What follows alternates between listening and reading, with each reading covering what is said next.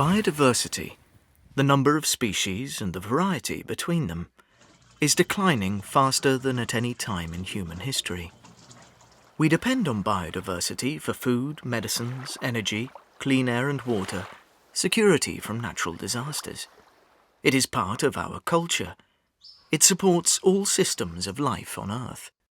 Each species has its own value and has taken millions of years to evolve. Biodiversity benefits are often unexpected, like the medical uses of the blood of the horseshoe crab. But nature is not external to us.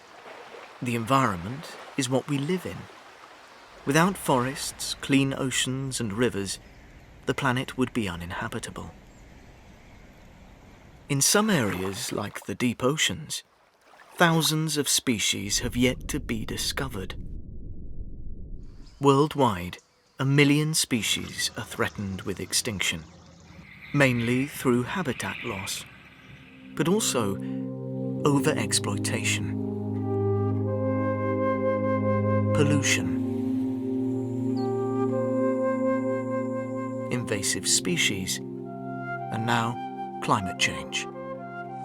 59% of large mammals, amphibians, birds, reptiles and fish are under threat.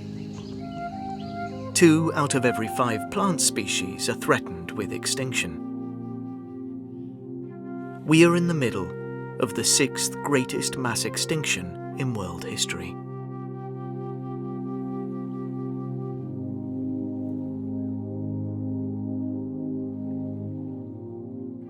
Biodiversity and climate change affect each other.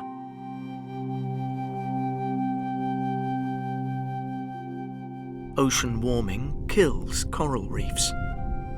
Acid oceans threaten shellfish. Bush and forest fires and deforestation raise emissions and threaten rare species.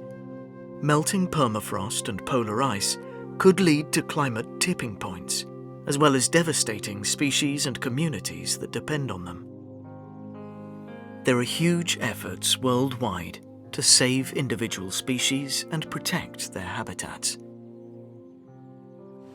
Kew Gardens Millennium Seed Bank is working with 97 countries and territories across 7 continents to save 2.4 billion seeds from over 40,000 plant species for the future. In 2022, 188 countries came together to sign the Kunming-Montreal Global Biodiversity Framework, a new treaty to protect biodiversity.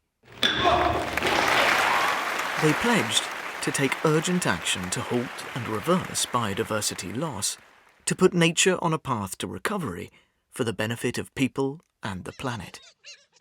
The Global Biodiversity Framework pledges to halt human-induced extinctions by 2050 and to protect 30% of key areas of land and oceans by 2030. It would share the DNA benefits of biodiversity with indigenous peoples, finance support for transition economies, drastically reduce pollution, pesticides and subsidies harmful to biodiversity. The new treaty aims to turn species loss and mass extinction around, and to produce a whole worldwide recovery in biodiversity. The treaty depends for its effect on political will, national legislation, and effective monitoring and enforcement. What can we do to help our governments live up to their promises on biodiversity? We can turn the spotlight on whether biodiversity has the legislation, the people, resources, and political support that it needs. There is not much time to lose.